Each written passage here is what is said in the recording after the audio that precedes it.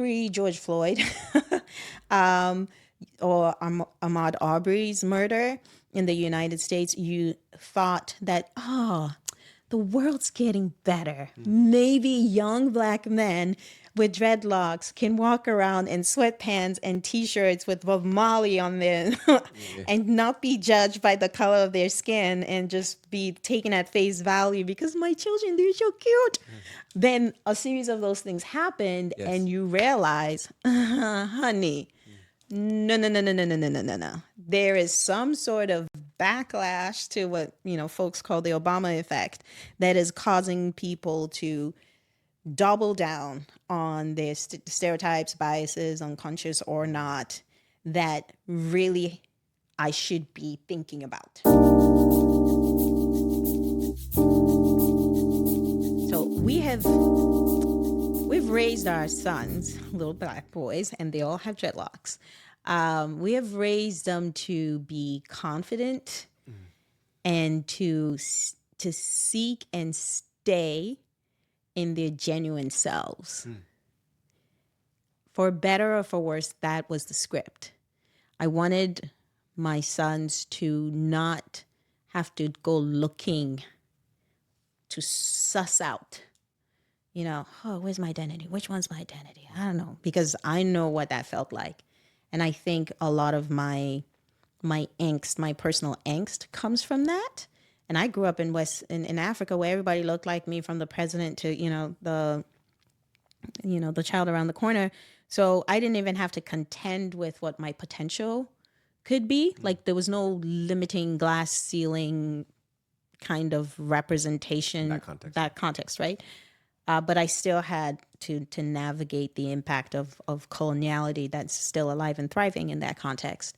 And so I was very intentional, me more so than my husband, because he grew up here, so he understood, to make sure that our boys were very fluent in who they are. And I always say, like, trust your spidey sense. Like, I would ask them, what is your intuition telling you? Trust your inner voice. Know it without a shadow of a doubt. Like, do not waver. Of course, they're like, I have like theological / spiritual reasoning behind that as well. Like, that's spirit. But we've now come to this point in not just our world, in our home, raising our kids, but also in the global space where if pre-George Floyd or Ahmaud Arbery's murder in the United States, you thought that, the world's getting better. Maybe young black men with dreadlocks can walk around in sweatpants and t-shirts with Bob Marley on them and not be judged by the color of their skin and just be taken at face value because my children, they're so cute.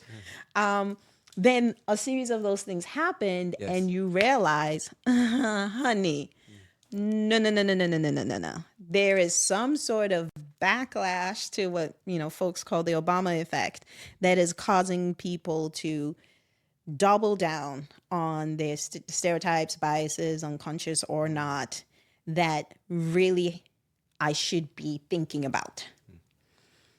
So what does that mean now for my child who yesterday had a phone interview for his first job?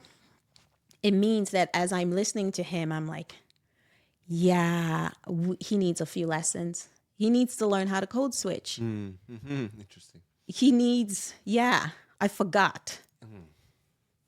Because in the world that I thought I was raising him for, I thought maybe that like his confidence, his authenticity, his giftedness, like all of those things would shine through. Yeah. Oh, damn it, we missed that day at school. Code switching 101. Come into a homeschool room near you. And my girlfriend and I were just talking about how, we should probably put together some lessons for these boys on code switching, right? Because we didn't teach them that. We thought maybe a new day had dawned. And the naivete of it, But so it's a very present and real reality. And for me, because of the space in which my parents occupied. My dad was a diplomat for a long period of time for his country of origin, Sierra Leone. So we moved around a fair bit as kids. I never really picked up one consistent accent. So when we were in Nigeria, I could sound very Nigerian, and I picked up some Yoruba, and then we moved, and then I could sound like that place and picked up some of the language, and then we moved, and then we moved, and then we moved. Yep. So I've been code switching my whole life, but not because of racism, but because of like my parents just moved around a lot. Like the typical story in every movie, oh, my parents moved around a lot, and so in order to make friends, I had to sound like the people that they engaged with. And I found that skill really helps me in academic spaces. And I think I know my core identity now, but it took me a while to get there. It took me a very, very long time to get there. And like God knows, like, I turned 50 and then I might, that's a long time from now. Like I'm only 25. That would evolve, and I'm happy for that evolution to happen. But I'm aware of how even as my name should indicate that, ooh, there's some ethnic person coming through, when I send an email or when I get on the phone, I can confuse people a little bit. Yeah. And then they're like, oh, well, maybe she belongs. Yeah. Maybe she's not threatening. Maybe she's not an angry Black/African woman. I've even been described as genial. We love your smile, Amita. I hear that so much. Yeah. We love your smile, Amita. And okay, thank you. Yeah. It's my mom's smile too. But I know where that's coming from, right? It is a way in which to separate me. You're not like them. Who's them? Well, the rest of them that, those guys over there, because you sound like us, right? You turn down the volume of yourself so that we can feel comfortable around you with the smile and the happy-go-lucky, and et cetera, et cetera. Yeah. These are skills that I've honed and that served me well in the academy as I was navigating my way into it. And these are skills that I don't always have to deploy now that I feel a little bit better rooted. Yes. And I think it's just like what they say about when you hit 40, like you don't care as much anymore. I was trying to model something for my kids too, right? So I'm trying to see what it feels like to drop some of these things. But now I'm like, I'll just pick those right back up.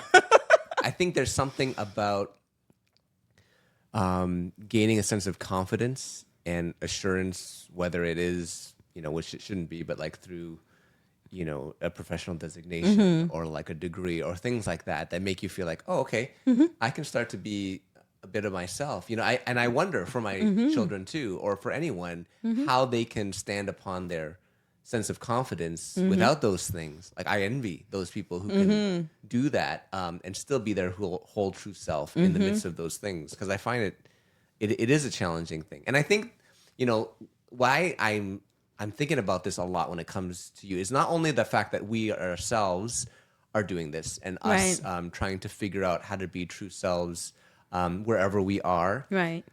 But I think there's a beauty in the vernacular. Like there's a beauty when we can speak that vernacular and that accent with confidence because it says that we don't care that much about the systems and the structures.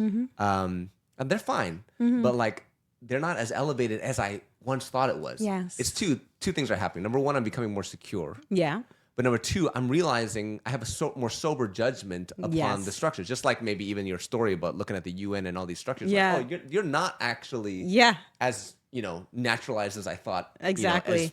As part of the furniture. Exactly. You're not actually. You're actually an oddity. Yes. You come from a cultural inception somewhere. Somewhere completely different. that now makes me look at that structure a little bit more with like a sober judgment towards it.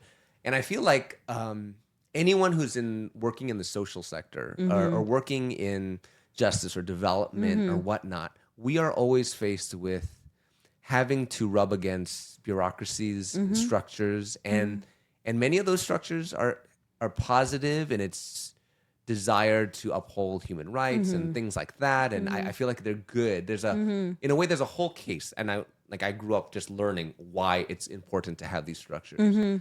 But I feel like it also diminishes our ability to improvise. It for us to play around, just play, and to express the vernacular that comes and emerges from our voices. It's always being not censored, but it's always being polished. There's that new thing on Gmail now where you can press the polish button on AI. I haven't seen that. Oh yeah, you can in your Gmail you can write you can quickly write an email. Yeah, It's like, hey, and you can press this button that says polish, and it will make your email just like very eloquent. Actually, AI is colonizing us. No, but like no, seriously, No, AI it is a making massive tool. Yeah, it's a massive tool that makes it universal and appropriate. Yes. You know, there's a certain, and maybe my slang is not appropriate for business dialogue, but just even me saying that, there's something about the need to do that Yes. is good on one side, but on the other side, it takes away from like these beautiful human interactions. Yeah. That actually cause us to break character and to smile and and having more of that is very important, especially in working with vulnerable populations and working on the margins of society. I mean, the street involved youth that I work with, they see it a mile away. Any kind of sense of being something that I'm not. Yeah. And in a way, they can smell authenticity a mile away. You know what I'm saying? So Yeah. I feel like there's a lot to that in helping people know how to navigate structures.